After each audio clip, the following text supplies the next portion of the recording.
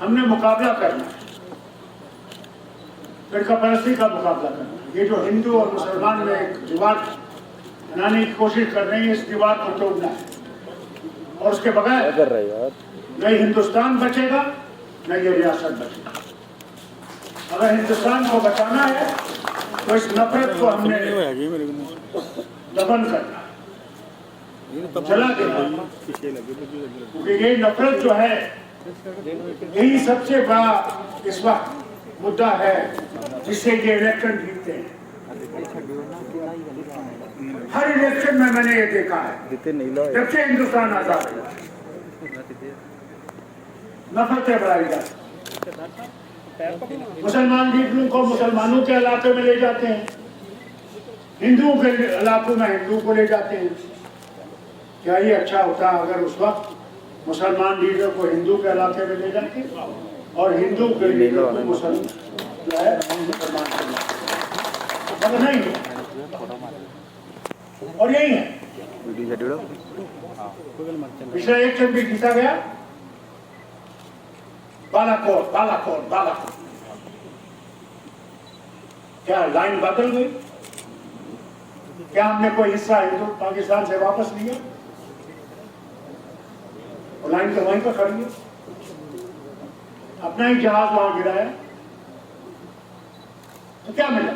हाँ, बीजेपी की हुकूमत है। आज भी यही कर रहा है। आज भी यूपी को जीतने के लिए ये लोग नफरत फैला रहे हैं और आपके जम्मू में कर रहे हैं, जो ये कहते हैं जम्मू जम्मू जम्मू जम्मू जम्मू। मेहरबानी का नारे मुझे ये बताइए, जम्मू कश्मीर का गेट है, दरवाजा, और कश्मीर लद्दाख का दरवाजा है। और ये जो सोचते हैं कि हम इस रियासत को तोड़ देंगे, तो मैं कहना चाहता हूँ खबरदार, वो सोच न रखना जिससे ये वतन बचेगा नहीं। कैमरा इस वतन को बनाया है तो उन लोगों ने बनाया जिन्होंने कभी जवाहरलाल को लाल किले पे 15 अगस्त पे झंडा उड़ाते हुए नहीं देखा। उसमें वो हिंदू भी थे, मुसलमान भी थे, सिख भी थे, ईसाई भी थे, वो भी थे जिनका कोई धर्म नहीं। हाँ, भारत के उस हिंदुस्तान के लिए लड़े जिसमें हम सब रह सकते हैं।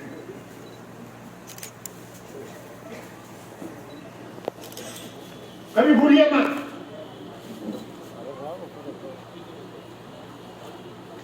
जम्मू में नफरत की लहर आज से नहीं है, 47 से। जहां कश्मीर में नेशनल कॉन्फ्रेंस थी, यहाँ पे मुस्लिम लीग थी।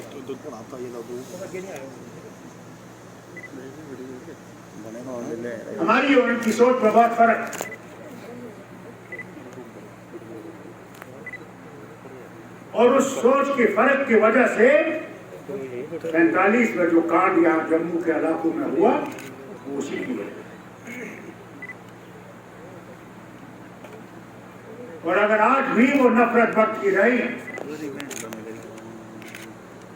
तो मैं इनसे कहना चाहता हूँ जो हुकूमत करते हैं दिल्ली में, खबरदार रहें। हिंदुस्तान के इतने टुकड़े होंगे, इनको रुका नहीं सकते, बचा नहीं सकते। अरे मुझे बताओ, मैं कश्मीरी हूँ, मेरे इलाके में सर्दी इतनी जबरदस्त होती कि पूछिए मत। मेरा खाना अलग, मेरा पहनना अलग, मेरे घर अलग। तमिलनाडु से मेरा क्या, उनका मौसम कभी इतना ठंडा नहीं होता, उनके कपड़े हमारी तरह गर्म कपड़े नहीं होते, वो ठंडे पहनते हैं। उनका खाना हमारे से बिल्कुल अलग। और किस चीज ने हमें एक रखा? वही हाल बंगाली, वही हाल महाराष्ट्र वाली, अलग अलग, मगर सिर्फ एक सोच से कि हम इकट्ठे इस हिंदुस्तान को बनाएंगे, उसके बगैर नहीं बनेगा। उसी लिए हम सब लोग इकट्ठे हैं। मगर जो ये सोच रखते हैं,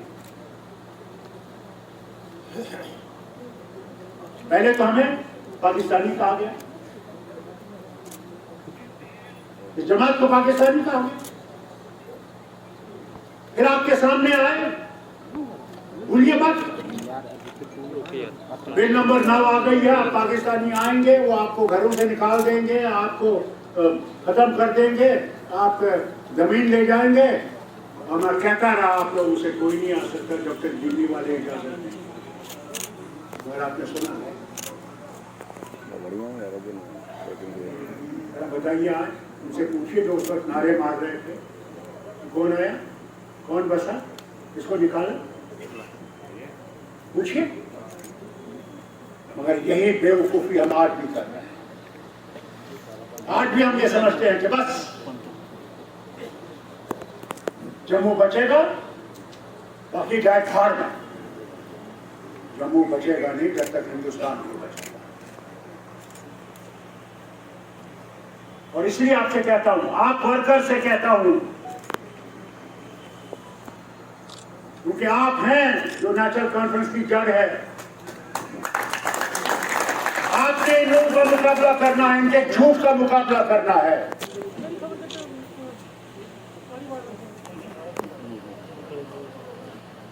सागर साहब ने बहुत अच्छा कहा, 3000 लोग मारे गए, हमारी पार्टी के मेरे मिनिस्टर मारे गए, और हमने झंडा हिंदुस्तान को छोड़ा नहीं, हम खड़े रहे। मारो कितने मार सकते, मगर हम उधर जाने वाले नहीं, हम इधर जाने। उस वक्त जब नारे तकबीर हो रहा था और यहां हरार मादे हो रहा था, तब कश्मीर पाकिस्तान जा सकता था। ये जम्मू कश्मीर की रियासत जो है पाकिस्तान की बन सकती थी, यहाँ कोई हिंदू नहीं रह सकता। मगर वो लीडर शेर कश्मीर और नेशनल कॉन्फ्रेंस की पार्टी थी, उसने कायदे आज़म से कहा कि नहीं, टू नेशन थ्योरी हमें मंजूर नहीं है, हमने रहना है तो सबके साथ रहना है, हिंदू हो, मुसलमान हो, सिख हो, ईसाई हो, पैदा करने वाला वो है। मैं तो बार बार ये कहता हूं, अगर उसने मुझे जवाहरलाल के घर में पैदा किया होता तो मैं हिंदू होता, और इंदिरा गांधी को अगर पैदा किया होता शेख अब्दुल्ला के घर में तो मुसलमान होता। और संतान देने वाला वो है, किसको किसके घर में देगा, किसको किसी घर में नहीं देगा, वो जानता है। मैं नफरत पैदा करने की क्या जरूरत है? अगर तुम्हें हुकूमत करनी है क्या नफरत पे करनी है? और ये जो तुम लोगों को खरीद रहे हो, क्या समझते हो उससे तुम हुकूमत कर रहे हो? हमारे लोग बहुत जानते हैं, पहचानते हैं किस लिए तुम ये कर रहे हो, और ये भी जानते हैं कि उनके दिल तुम्हारे साथ नहीं है, वो सिर्फ अपना मतलब निकाल रहे हैं। कब सीखोगे? याद है कहते थे जब कांग्रेस की हुकूमत थी, मैं भी मंत्री था, कहते थे पेट्रोल के दाम चढ़ गए, लोग कहते थे चढ़ गए जरा,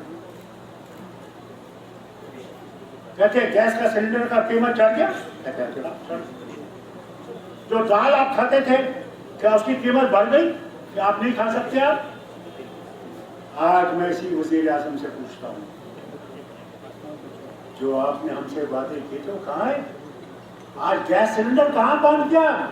मेरी माँ और बहन जो है आज फिर से गोबर और चूल्हा जला रही है अपना खाना पकाने के लिए, और उसके पास ऐसा नहीं है दाल खरीद सके, इतनी दाल की कीमत आसमान पे पहुंच गई। और आपके जो पेट्रोल और गैस, उसको देखो, आपकी टिकट जो है, अगर आप यहां से जम्मू के शहर से आरएसपुरा जाना चाहते हो, उसकी टिकट कितनी बढ़ गई। अगर आप पठानकोट जाना चाहते हो, उसकी कीमत कितनी बढ़ गई। बैठ। ये देखिए आप कि कहां पहुंच गए हम। जो वादा करते थे कि हम इसको जन्नत बनाएंगे, उन्होंने इसको जहन्नम बना दिया।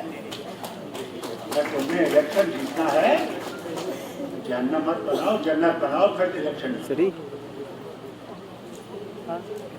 तुम्हारे लीडर आते हैं, वजीर आते हैं, अरे वजीर घूमे, कहाँ गए? तुम्हारे गांव में नहीं गए? पहलगाम गए, गुलमर्ग गए, सोनमर्ग गए, खाना पीना खा के वापस दिल्ली गए कि हमारे मंत्री सारे जम्मू कश्मीर में घूम के आ गए। कमाल देखो। अरे कितना लोगों को बेवकूफ बनाओगे, कितना। क्या ये समझते हो कि वही लोग हैं जो 52 में थे? नहीं, आज पढ़े लिखे हैं, आज पहाड़ों पे भी पीएचडी वाले हैं, डॉक्टर हैं, नर्से हैं, पैरामेडिकल लोग हैं जो पढ़े लिखे हैं, ग्रेजुएट्स हैं। वो जानते हैं कि वो क्या रहा। आप मीडिया को देखिए, कितना मीडिया को दबाया हुआ है। अगर एक भी अखबार वाला या मीडिया का दूसरे जो रुख है वो कोई भी चीज सच्ची बयान करे, उसके एडिटर को पहले ही पुलिस थाने में बुलाया जाता है। खबरदार, कुछ दूसरा करोगे तो तुम्हारे ऊपर हम ऐसे कानून लगाएंगे कि पूछिए मत। भूल गए यूपी में सबसे बड़ा अखबार था, आज भी है, उसके ऊपर नहीं था क्योंकि वो सच लिखता था। उसे दिखाया कि कोविड में किस तरह लाशें जो हैं जमुना और गंगा में डाली जा रही है।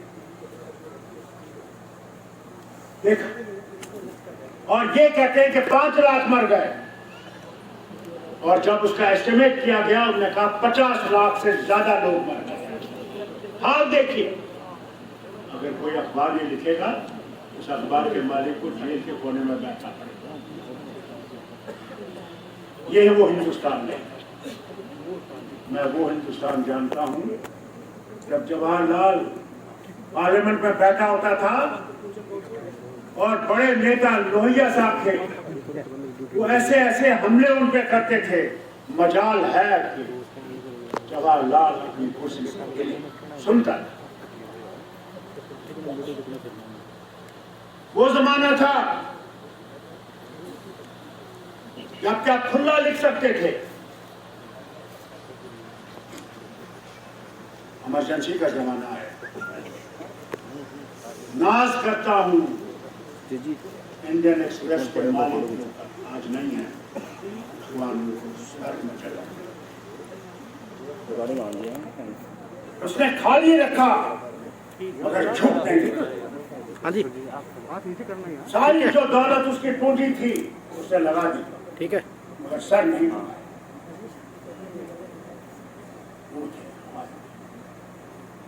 आज अमेरिका का मीडिया देखिए, उनने ट्रंप के बारे में ऐसा लिखा कि ट्रंप जीत नहीं सकता। आप समझते हैं कि हम हर वक्त रहेंगे, अंत आएगा। और जिन्हीं अखबारों को आपने दबा के रखा है वो खुल्लम खुल्ला लिखे। और मैं अल्लाह से यही कहता हूँ, तब तक मुझे नहीं लेना इस दुनिया से, जब तक मैं वो नहीं देखूँ तो हमारे अखबार सच्चाई से लिख सके और सामने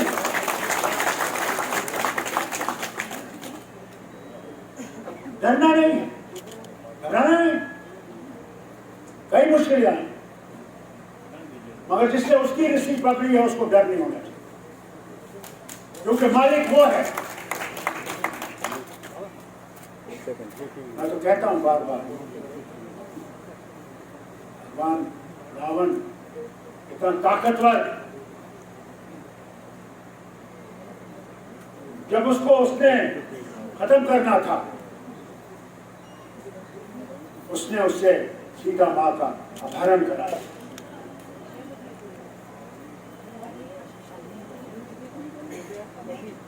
और वही लंका, यहाँ का वो बादशाह था, हनुमान जी से फिर दशहरा मनाते हैं आप, वहाँ तीनों को खत्म, गड़बड़ी कराई है सारी। राम को भी, कुंभकर्ण को, देखना मालिक को है जरूर उसके लिए आएंगे, कौन कहता नहीं है। सच बोलना मुश्किल हो गया, थाने में ले जाए, अंदर कर, थानेदार भी क्या करेगा, उसमें जोर है, उसको अपनी नौकरी बचा,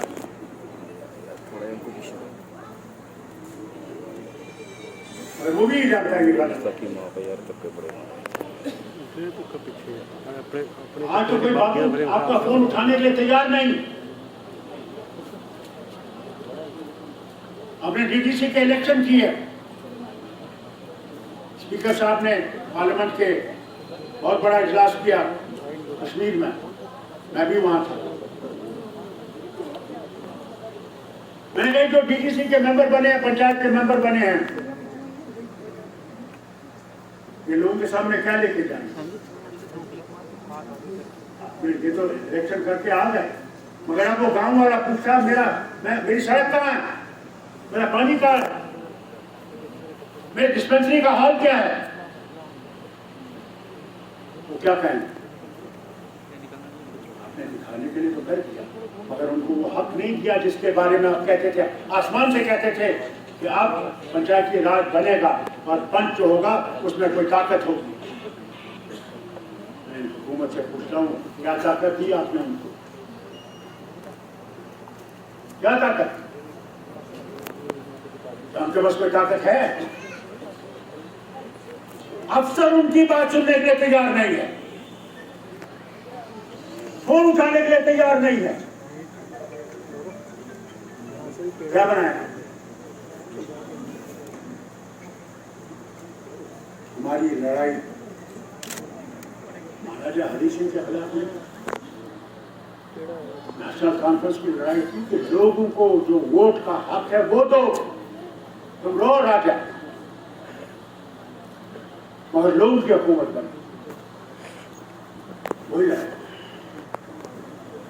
ये जो पर्ची आज तो आप बटन दबाते हो, कभी भूलना नहीं, ये सारे हिंदुस्तान के करोड़ों के खून का नतीजा है जिन्होंने अंग्रेजों के खिलाफ आवाज उठाई।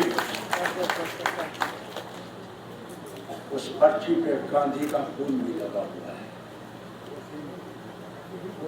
जब बटन दबाते हो तो याद रखना, उनको जिन्होंने अंग्रेजों ने फांसी दी,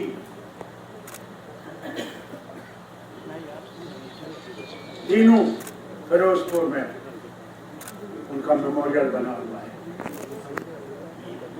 भगत सिंह, मैं गया वहां अभी मार्च में,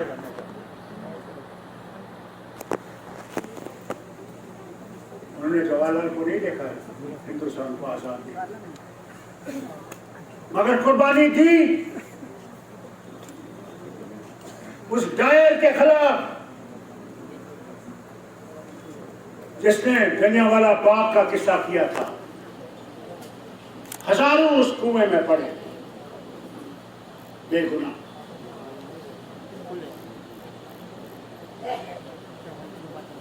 अभी भूलिए मत, चिंतन करिए, मैं नीचे आ गया। देश आपको आसानी से नहीं मिला है, हम थोड़ा ये देश आपको मुश्किल से मिला है। इसके लिए अंग्रेजों को यहाँ से भागना पड़ा। आज आप पे जिम्मेवारी है, आज आप पे जिम्मेवारी है, इस मीडिया पे और आप पे, फिर इस भारत को मजबूत करना, जो सच्चाई का दामन थामिए। और सच्चाई से एक दूसरे के साथ भाईचारे में रहिए। जब तक हमारे यहाँ भाईचारा रहेगा कुछ नहीं होगा, मगर जिस दिन भाईचारा खत्म हो जाएगा, हमें अंदर का खतरा है, मुझे पाकिस्तान या चीन का खतरा नहीं है। वो कुछ नहीं कर सकते जब तक हम मजबूत हैं अंदर। इसलिए उस भाईचारे को पकड़िए और इस जमात को मजबूत। जमात में लोग आते हैं, कोई बड़ी बात।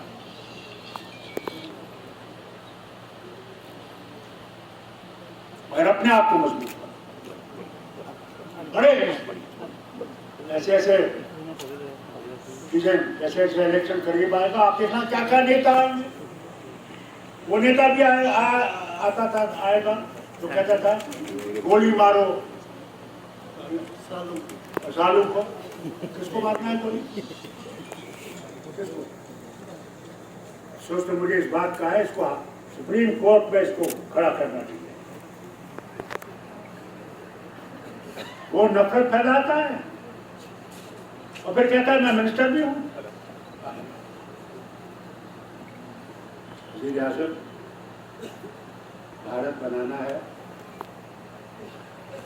तो भारत में इंसानियत को पैदा करना, नफरत से भारत नहीं बनेगा। नफरत से वतन खत्म हो जाएगा। इसको याद रखिए। वाजपेयी ने क्या कहा? कश्मीर आया था, आरएसएस का आदमी कहा हमने इस रियासत का कश्मीरियत, इंसानियत और जमहूरियत में इसका फैसला। मैं आज भी कहता हूं, जब तक आप पाकिस्तान से बात नहीं करेंगे और दोस्ती की हाथ दोनों मिलाएंगे नहीं, हम कभी आराम से नहीं रह सकते, कभी नहीं। मुझे लिख के ले,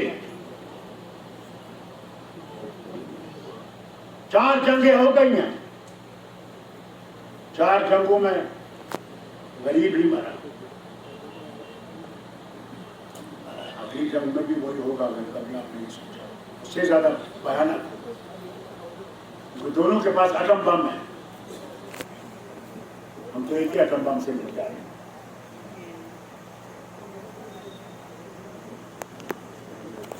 और खुद वाजपेयी ने मेरे सामने कीटवाल में, जहां पाकिस्तान की कश्मीर की सरहद बिल्कुल सामने है, हम पानी का मुआवजा उनको, आज मुझे पता नहीं, जब मेरी हुकूमत थी तब भी देते थे, क्योंकि हम पानी वहां से लेते थे उस इलाके। और क्या कहा? कहा दोस्त बदलाए जा सकते हैं, पड़ोसी बदलाए नहीं जा सकते। या दोस्ती में रहेंगे और तरक्की करेंगे, या नफरत में रहेंगे और पीछे हो जाएंगे। अरे क्या ही अच्छा दोस्ती होती। आज सियालकोट से लोग यहाँ जम्मू चाय पीने, खाना खाने, हम वहां जाते, वही हाल होता था। पुराने जमाने में जब हिंदुस्तान पाकिस्तान नहीं बना था, लोग रेल में आते थे, रेल में आते थे, यहाँ दिन गुजारते थे, शाम को वापस।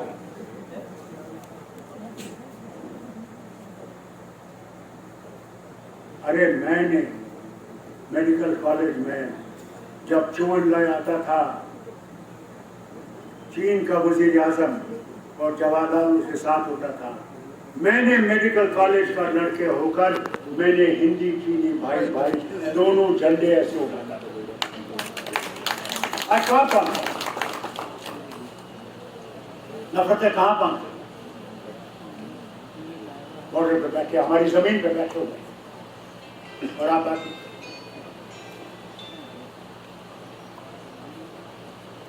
क्या हो?